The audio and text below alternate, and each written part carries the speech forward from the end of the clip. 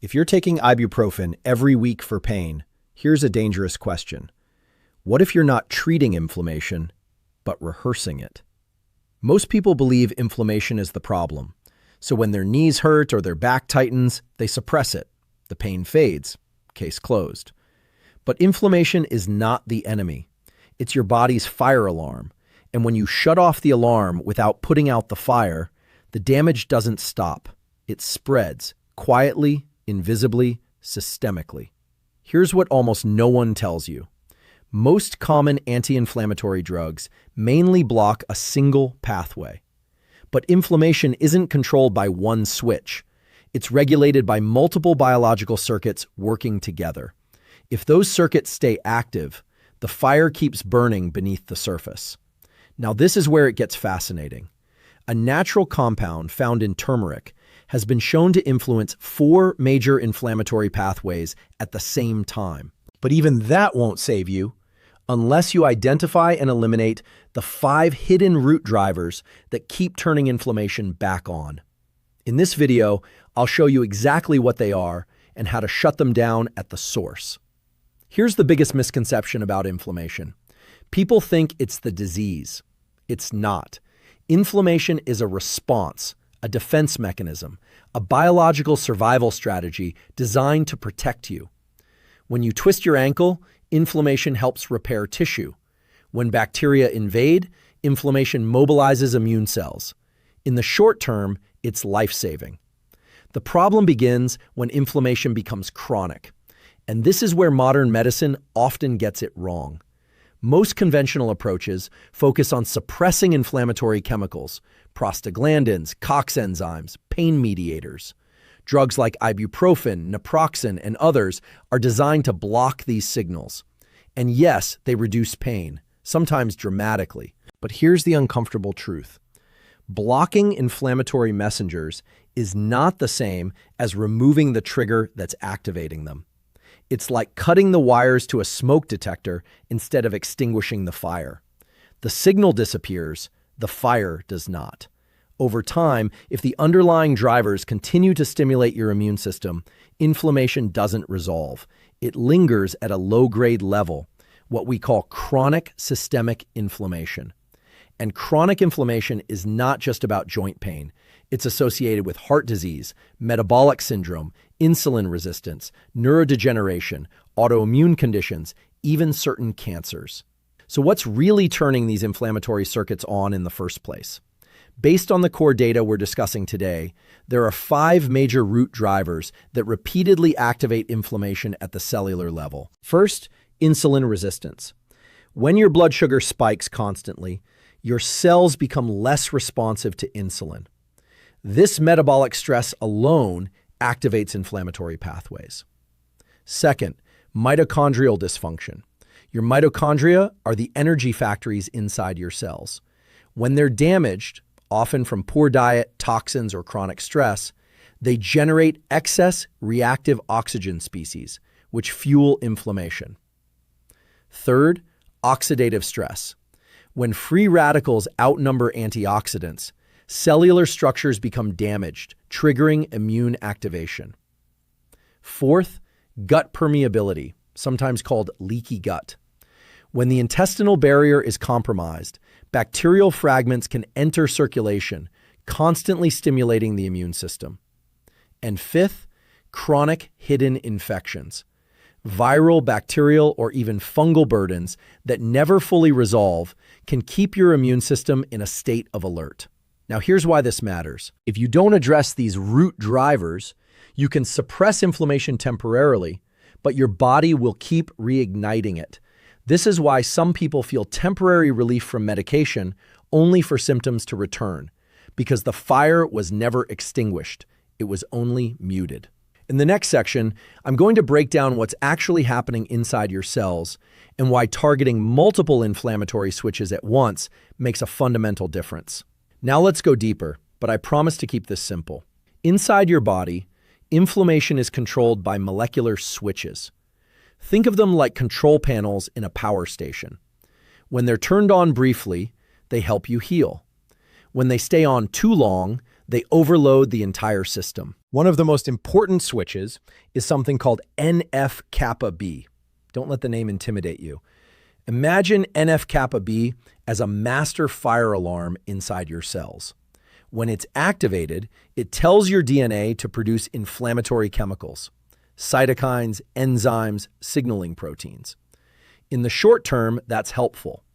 But if NF-kappa B keeps firing daily because of blood sugar spikes, toxins, stress, or infections, inflammation becomes chronic. Another major pathway involves COX-2 and prostaglandins. This is the pathway most common anti-inflammatory drugs target. When you take ibuprofen, it blocks COX enzymes, reducing prostaglandin production. That lowers pain and swelling. But remember, this is only one pathway. Inflammation is not a single road. It's a network of highways. There's also the NLRP3 inflammasome. Think of this as a molecular tripwire. It activates when cells detect danger signals like excess glucose, oxidative damage, or microbial fragments from the gut.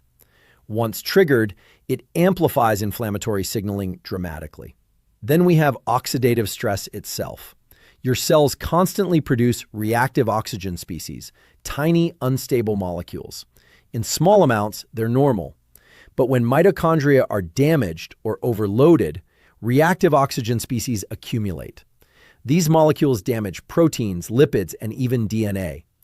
That damage then activates NF-kappa B and other inflammatory circuits. It becomes a feedback loop. Now let's connect this to insulin resistance. When you frequently consume refined carbohydrates or constantly spike blood sugar, insulin levels remain elevated. Over time, cells become less responsive. That metabolic dysfunction increases inflammatory signaling through multiple pathways, including NF-kappa B and NLRP3. So high blood sugar is not just a metabolic issue, it's an inflammatory trigger. What about the gut? Your intestinal lining is only one cell layer thick. It's designed to selectively absorb nutrients while keeping bacteria contained. But stress, processed food, alcohol, and certain medications can weaken that barrier. When bacterial components like lipopolysaccharides leak into circulation, your immune system interprets them as threats. Inflammatory pathways activate system-wide. This is how gut permeability fuels chronic inflammation far beyond the digestive tract, affecting joints, brain function, and cardiovascular health. Now here's where turmeric's active compound, curcumin, becomes interesting. Curcumin has been shown to influence multiple inflammatory pathways simultaneously. It can modulate NF-kappa B activation. It interacts with COX-2. It impacts oxidative stress by supporting antioxidant activity. It also influences signaling molecules involved in inflammasome activation. In other words, instead of blocking one road, it helps regulate traffic across the network. But remember something critical. Even if you influence these switches with compounds or supplements, if insulin resistance persists, if mitochondria remain damaged, if gut permeability continues, the triggers remain active. The biology will keep restarting the cycle. That's why the real solution isn't just suppressing inflammation. It's removing the inputs that keep flipping those switches on. And that's exactly what we're going to address next. Practical, step-by-step actions you can start applying immediately. Now let's shift from theory to action. If chronic inflammation is being driven by metabolic stress, mitochondrial damage, oxidative overload, gut permeability, and hidden infections, then the strategy must target those roots directly. Here's exactly what you can start doing. Number 1, stabilize your blood sugar. This is foundational. If insulin resistance is present, inflammation will keep reigniting. Reduce refined carbohydrates and added sugars. Eliminate sugary drinks. Build meals around protein, healthy fats, and fiber-rich vegetables. Consider narrowing your eating window to 10 to 12 hours per day to reduce constant insulin stimulation. When blood sugar stabilizes, inflammatory signaling decreases dramatically. Number 2, repair mitochondrial function. Your mitochondria thrive on movement and nutrient density. Strength training and moderate aerobic exercise stimulate mitochondrial biogenesis, meaning you create healthier mitochondria.